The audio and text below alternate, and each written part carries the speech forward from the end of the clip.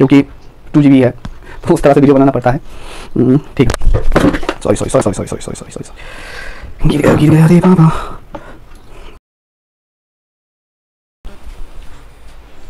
सो कैसे हो आप लोग? आज हम बहुत ही इंटरेस्टिंग टॉपिक के बारे में डिस्कस करेंगे, वो है यूवी स्पेक्ट्रोस्कोपी के बारे में, मतलब UV visible spectroscopy. UV visible spectroscopy में क्या है, स्टडी जब इलेक्ट्रोमैग्नेटिक रेडिएशन के साथ मैटर का इंटरेक्ट होता है, उसका रिलेटेड जो स्टडी है वही है यूवी विजिबल स्पेक्ट्रोस्कोपी पे आज हम जानेंगे। यूवी बीस मतलब विजिबल एंड स्पेक्ट्रोस्कोपी। पहले जान लेते हैं इलेक्ट्रोमैग्नेटिक रेडिएशंस। इलेक्ट्रोमैग्नेटिक जो रेडिएशंस हैं उसको हम अल्फा पहले आता है गामा रे, एक्स रे, ठीक है, गामा रे, एक्स रे हो गया, उसके बाद आता है हमारा यूवी, फिर विजिबल लाइट आता है, फिर आता है may be microwaves and radio waves. So microwave and उसके बाद आता है रेडियो वेव्स, ठीक है। तो ये हो गया हमारा स्पेक्ट्रम, मतलब इलेक्ट्रोमैग्नेटिक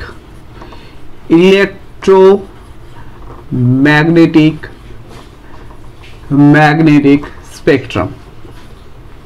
जो हमारा गामा रे है, अगर बात करें गामा रे का जो वेवलेंथ है वो सबसे शॉर्ट होता है, ठीक है।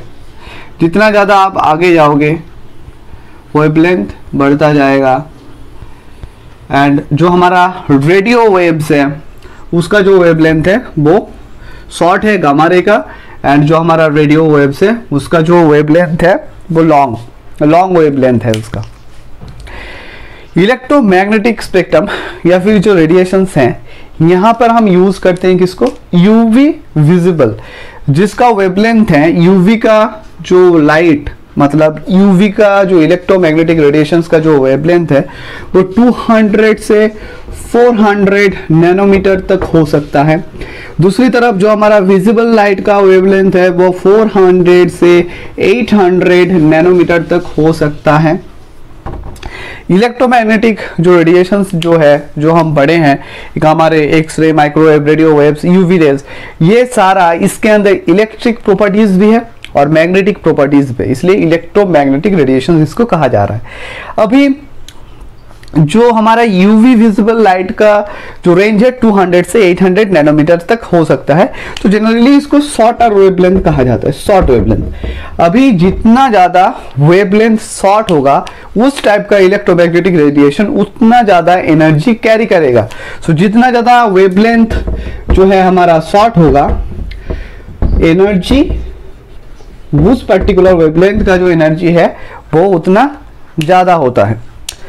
अभी क्या होगा, जब यूवी विजिबल लाइट किसी पर्टिकुलर मैटर के ऊपर गिरेगा तो क्या होता है, पर्टिकुलर कोई मैटर्स, कोई भी ग्रुप मॉलिक्यूल्स हो, ग्रुप ऑफ मॉलिक्यूल्स को, उसके अंदर क्या आता रहता है, बाहर की तरफ इलेक्ट्रॉन्स।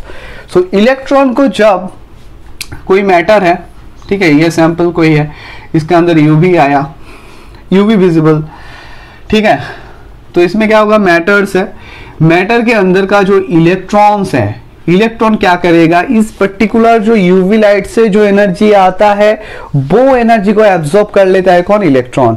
एब्जॉर्ब करके वो हायर एनर्जी स्टेट, ये हो गया लोअर एनर्जी स्टेट जिसको हम U1 से डिनोट करते हैं, ये हो गया E2। सो इलेक्ट्रॉन कहां से कहां चला गया, U1 से E2 में, उसको एनर्जी मिल गया, यूवी विजिबल लाइट से, रेडिएशन से उसको एनर्जी मिल जाता है, तो U1 से E2।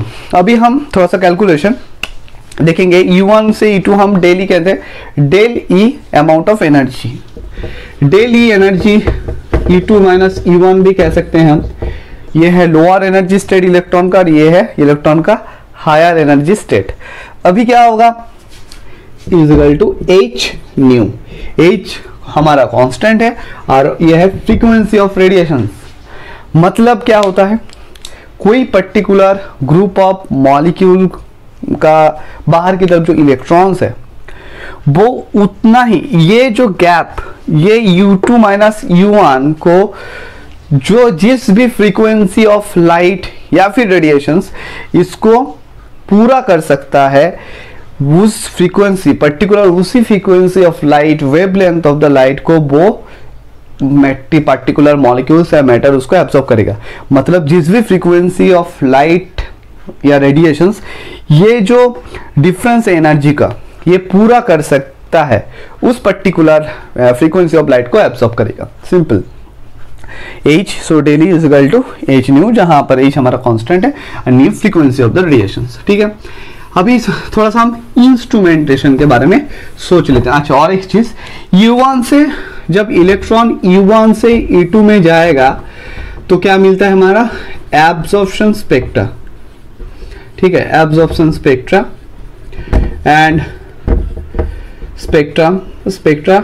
और जब हम यूवी लाइट उसको देना बंद कर देते हैं तब क्या होगा, वो हायर एनर्जी स्टेट से लोअर एनर्जी स्टेट में आएगा। तो उस वजह से भी हमें एक मिलता है, वो है इमिशन स्पेक्ट्रा। अगर स्पेलिंग में कुछ दिक्कत हो तो क्षमा करना, क्योंकि स्पेलिंग थोड़ा सा हो सकता है। स्पेक्ट्रम वही है स्पेक्ट्रा। तो दो टाइप का स्पेक्ट्रा हमें मिल सकता है, एक हो गया हमारा एब्जॉर्प्शन स्पेक्ट्रा और दूसरा हो गया हमारा इमिशन स्पेक्ट्रा। चलिए अब इंस्ट्रूमेंटेशन को थोड़ा सा समझ लेते हैं, क्या इंस्ट्रूमेंटेशन कितना होता है। ठीक है, इंस्ट्रूमेंटेशन क्या कहा रहता है, पहले का टंगस्टन बल्ब। ये जो बल्ब है ये हमारा 200 से 800 नैनोमीटर का लाइट प्रोड्यूस कर सकता है।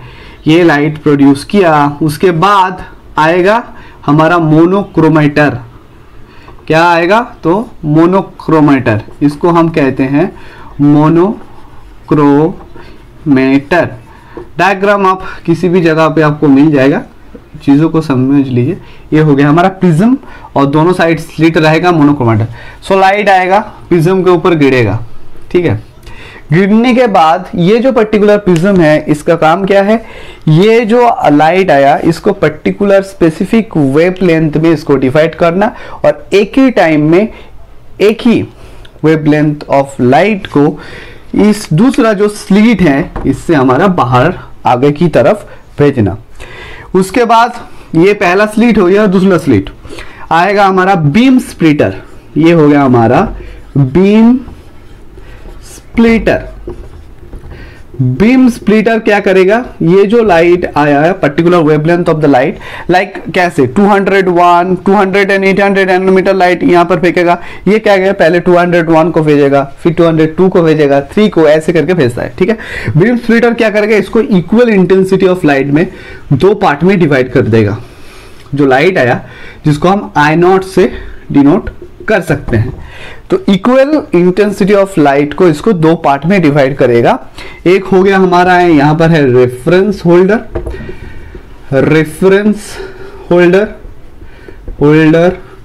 और यहां पे हमारा, और दूसरा हो गया हमारा सैंपल होल्डर।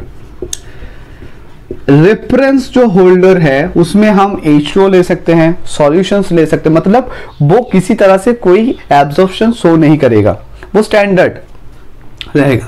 ठीक है, तो उससे लाइट आया, रेफरेंस होल्डर से गया, इंटेंसिटी में कोई चेंज नहीं आएगा। ये इसमें हम H2O ले सकते हैं या फिर बाहर सॉल्यूशंस कोई ले सकते हैं, उस पर्टिकुलर जो सैंपल है उसका। तो स्टैंडर्ड मतलब वो कोई एब्जॉर्प्शन शो नहीं करेगा। उसके बाद आता है सैंपल होल्डर। सैंपल होल्डर में क्या है, जनरली ये रेफरेंस एंड होल्डर में क्या यूज किया जाता है, क्यूवेट। ठीक है, वो क्वार्ट्ज का बना होता है, डायमीटर लगभग 1 सेंटीमीटर तक वो रह सकता है, उसका मतलब जो लेंथ है 1 सेंटीमीटर रहता है।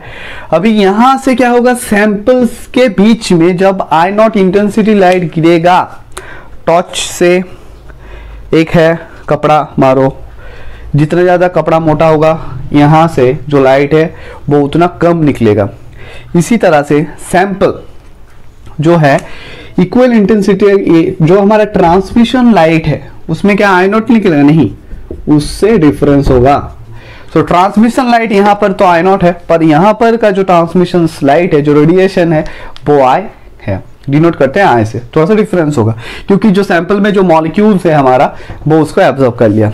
उसके बाद आएगा यहाँ पर फोटो डायोड, यहाँ पर भी फोटो डायोड है, यहाँ पर भी फोटो डायोड। ये क्या करता है, फोटो डायोड जो है हमारा ट्रांसमिशन जो लाइट है, ये ट्रांसमिशन जो लाइट है उसको एब्जॉर्ब करेगा, फिर उसको भेजेगा डिटेक्टर के पास, ये है हमारा डिटेक्टर, एंड अल्टीमेटली हमें बाद में स्क्रीन में देखा जाएगा। हमें मिल गया एब्जॉर्प्शन वर्सेस वेवलेंथ का ऐसा कुछ ग्राफ हमें मिलेगा, ठीक है। तो ग्राफ हमें मिल रहा है एब्जॉर्प्शन का। तो इसी तरह से पूरा जो इंस्ट्रूमेंटेशन है ये काम करता है। अभी नेक्स्ट हम देखेंगे, थोड़ा सा देख लेते हैं कितना टाइम रिकॉर्ड हुआ, क्योंकि 2 GB है तो उस तरह से वीडियो बनाना पड़ता है, ठीक है। सॉरी गिर गया रे बाबा।